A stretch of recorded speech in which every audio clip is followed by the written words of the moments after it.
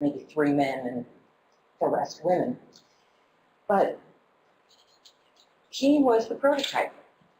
He didn't sleep, didn't brush his teeth or bathe very often. Food was fuel for him. So in his little 5x7 office, there would be candy wrappers and Coke cans and that. Does any of this, I mean, some of you are smiling. You know what I'm talking about, right?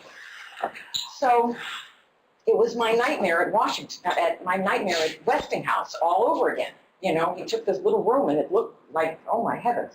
So Rob and I had our battles. But in fact, I'd like to share this with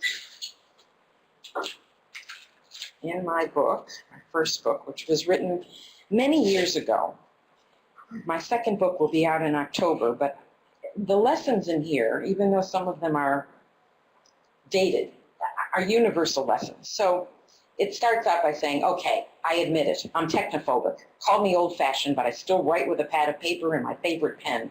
I still send thank you notes and birthday cards instead of emailing them. Typewriters have been replaced by laptops, and soon there won't be any phones connected to the wall. You get the picture. Okay. I know. Technology is our friend. We've come a long way. Today we have the ability to store, connect, and process with one click by one finger on one hand.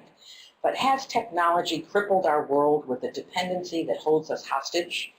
I've been told my business could not survive without computers, yet crashes and glitches have the power to paralyze operations. They also have costs in the thousands. And what about the dollars that continuously flow into this bottomless technological pit because equipment you buy today is obsolete tomorrow?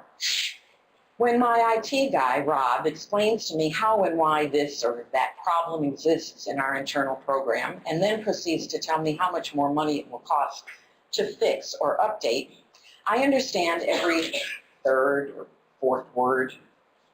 He is a nocturnal being, speaking a totally unfamiliar language, using words that have no meaning to me. He tries.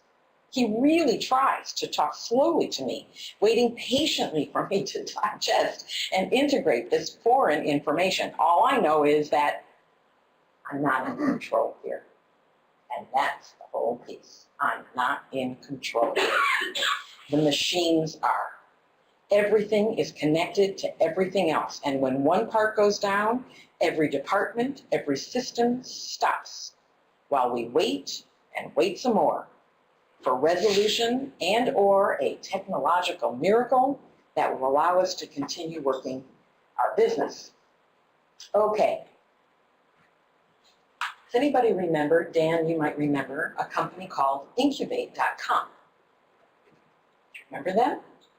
Huge company that convinced us that the best thing was to take all of our web-based data off premises, and they would manage that so that when these things would happen, it wouldn't affect so many other parts of our company. They were a huge company based in downtown Tempe. I think ASU had funded a tremendous amount of their growth, and seemed like the right thing to do at the time. I think this was our first vacation, Barry and I, after starting our business, and my children always referred to our cookie business as the third child, the one that never grew up, the one that had its mouth open all the time. We were always dealing with an employee, with, name it, inventory, how to market, how to upgrade our brochures. At that point, I still didn't have competition, really. We were the only ones like us at that time. There weren't cupcakes, and there surely wasn't fairy tale brownies. But they made a big impact on our company. But I'm not there yet. Wait, I'll get there. Okay. So here we are at a retreat where there are no cell phones. There's one payphone on campus. There's a message board for anybody, you know, who really, it was really an emergency. And it was right near the dining hall. So it was like camp. It was like going to camp. And Barry and I just needed that quiet to reconvene. Because if you think it's easy being in business with your husband, life partner, that's a whole nother day. I'll talk about that another day. But it's a challenge because cash flow does affect your sex life. I will tell you that right now. Okay, now, there it was. We're on the way to the dining hall. Barry catches the IT guy that was working with us at that time, call home. And we did. Call the office. Incubate was going out of business in 1 week. 1 week. We had 7 days, actually probably less by the time we actually saw that communication. And they had our entire database, they had our entire systems, because Rob had written the proprietary system that was uniquely ours. Rob had been the one to figure out how to get the production report, the invoicing, the incoming orders. It was all ours. And Incubate managed all that. So now, Incubate's going, I mean, that's when I knew. That's when that fear inside, where I knew that technology was in control, not me, that's when I knew, because in 1 week, I could be out of business. That gets my attention. Obviously, we were on the next plane, we flew back, and fortunately, Barry was able to negotiate by spending $10,000 to buy whatever we could of their state-of-the-art equipment, servers, and so forth, and bring our database in-house from that point on forevermore. But that was pretty critical time. Okay. So now we're coasting. We're about, I would hardly say coasting, but we were in our groove. We had our proprietary system. We had management control issues. We were still basically the leading company for any gift giving, and had won all sorts of awards on our cookies, our service, our staff. It was a magical and happy time. And that's when Fairy Tale entered the market. 10 years after us. They were born with a mouse in their hand. They knew technology, and they had studied our company and modeled it even better than we did. And that was we never caught up, to be really honest. Fairy Tale had such an edge in their technology awareness, and they had a different goal. Their goal was the world. Our goal was to own the Phoenix local market. So we were both successful. They just had a bigger piece of the pie. Eileen and David are smart, and we are, to this day, very good. Healthy competition is what keeps you on your toes all the time. But Fairy Tale had it down. So we realized we had to get into this game. At this point, 10 years, we still didn't have a website. I know you find that extremely hard to believe, but it made sense at the time. We were so busy. So now we needed that domain name, that URL, we needed to get all that, and of course that's all public information, whatever's out there, and we went and registered for cookiesfromhome.com, right? I mean, so what do you think happened? It's not available. Yeah. Someone else had it. You had to buy it. Listen to this story.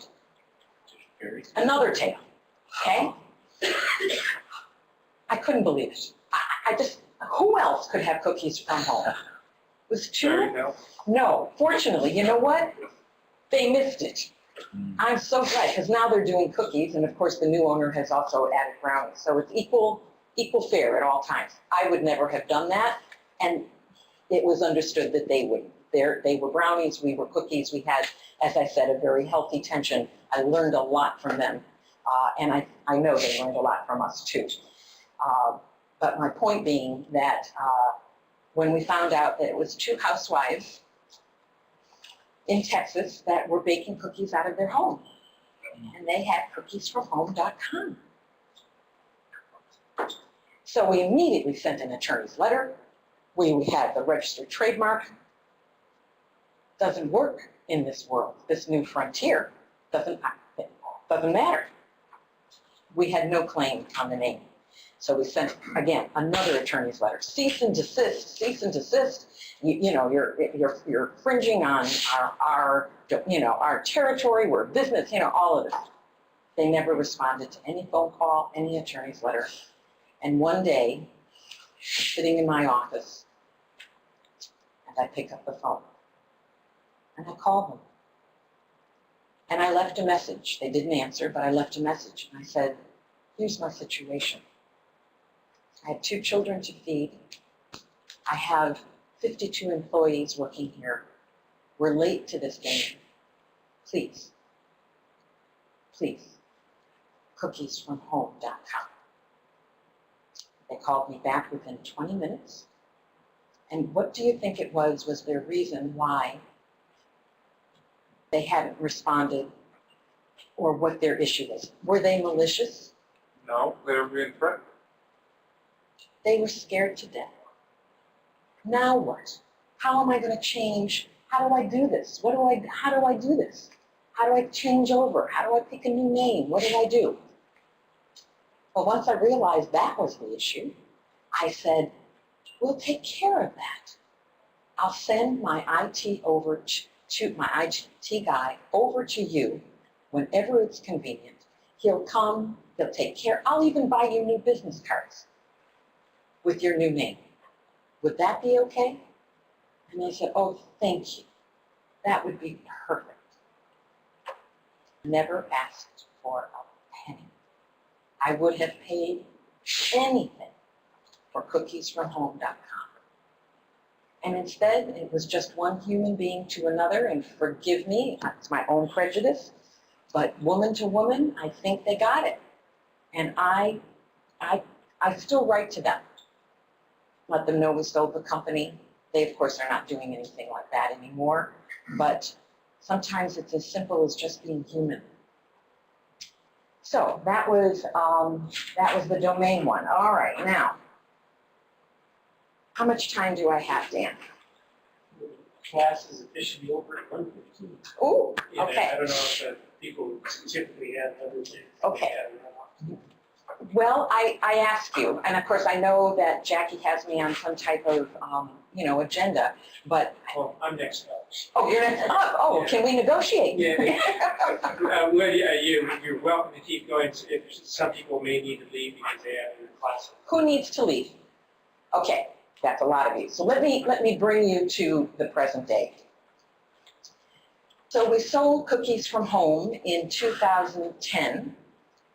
We were pretty much on our knees by then, after 2009 and 2008, as you can understand the economic challenge, especially because our corporate business had grown so huge by then, and most of our corporate base were home builders and realtors and mortgage companies. Okay, and they were hit the hardest. So when Corey Mayteen walked into our office on Christmas Eve in 2009, he had been watching our company for a number of years. He is a technology wizard. Moved here from Canada, owned a store like a Best Buy, sold it. Deep pockets. He knew exactly what needed to happen with our company. And we sold it to him. And literally, he is the polar opposite of what Barry and I created as a culture, as a company, and a community. He immediately put cameras up all over the place. 6 of my staff walked out that day. He immediately let go of other people on my bakery floor and put in a cookie dropping machine. I'm not saying it's bad or good, I'm just saying it's different. But what he brings in the technology realm is what Cookies from Home needed. And it was time for me to release that stage and move on to this one full time. So I've been to China, did a leadership class for students at CIS International University, Aruba, Curacao. I've worked with the Girl Scouts. I love doing what I'm doing now and free to do that. Cookies from Home continues. That is my legacy, 30 years. Really glad that he's there. But my main purpose and lesson for you today is recognizing your attitude.